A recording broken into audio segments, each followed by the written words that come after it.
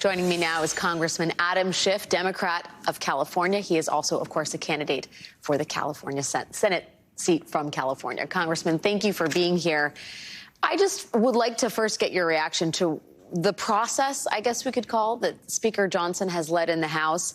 Thomas Friedman asserts that Johnson is either too inexperienced or too ideological or both to see the geopolitical reality of what this is.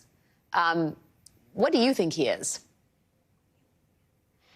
Well, I think Tom Friedman is probably right on both regards, that a lack of experience and, frankly, a lack of substance, a lack of seeing the big picture, a willingness to be small and not consider what's at stake, not consider how the rest of the world is going to interpret this partisan bill on Israel that was saddled with this poison pill of letting off the hook wealthy tax cheats.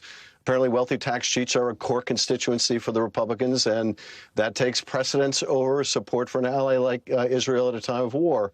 I do think, more particularly, as you mentioned in the outset, these are small, petty, partisan thinkers at a time when the world has huge challenges. And he's going to have to learn fast. He's going to have to grow fast because the world demands it. We need to support our ally Israel. We need to support our ally Ukraine. We need to make sure that we can provide humanitarian relief for Palestinians being used as human shields by Hamas.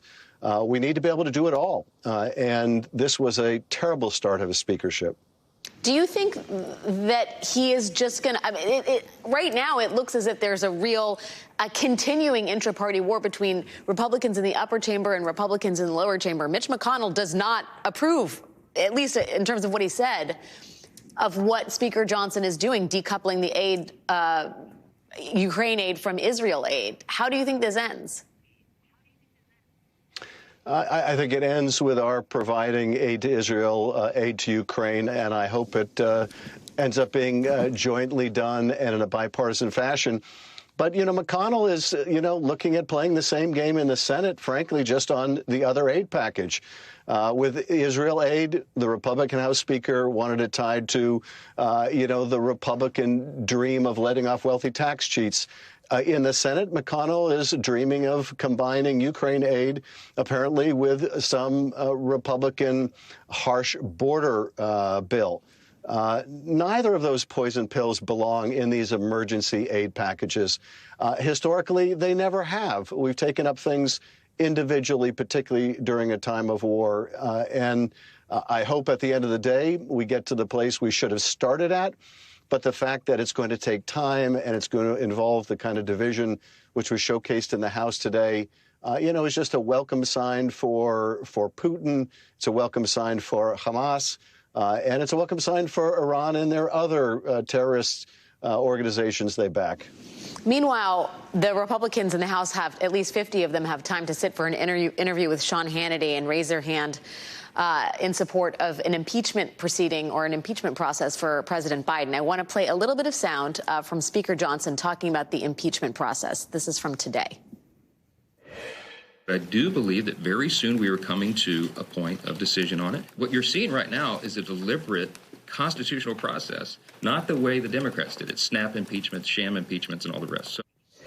Congressman, you were intimately involved in the impeachment proceedings in the House. What do you make of this current Speaker of the House calling the way Democrats did it was a snap impeachment, a sham impeachment? Well, he has a very short memory, apparently. We investigated, as you know, during a lengthy period of time, the president's Russia misconduct. We didn't bring impeachment proceedings, although many were urging us to do so at the time.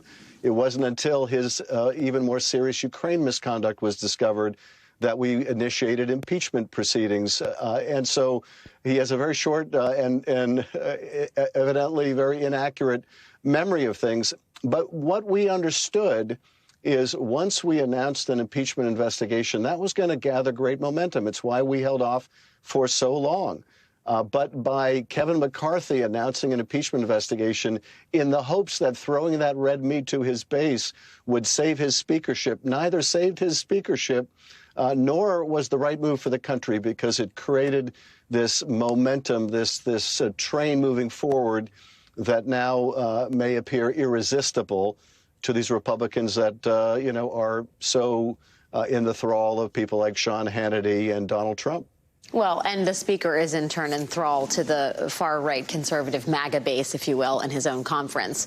Speaking of which, there was movement yesterday to expel George Santos from Congress. The vote failed 179 to 213. I know you missed that vote last night. There were also 31 Democrats who voted not to expel Congressman Santos. One of them was your colleague, Jamie Raskin. I wonder, how would you vote if you could vote tonight? I would have voted to expel him, but for 2 canceled flights, I would have been there to vote to expel him. The evidence, against Santos is, I think, pretty overwhelming. The Republicans understand that just as well as we do, but they want his vote anyway. They will take the vote of a serial liar any day of the week to prop up their very weak, fragile, divided majority.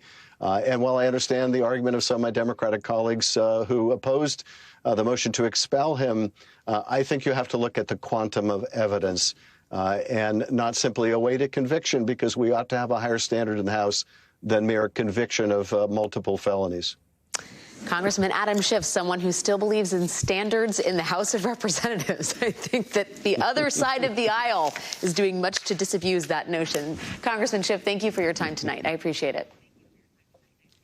Thank you.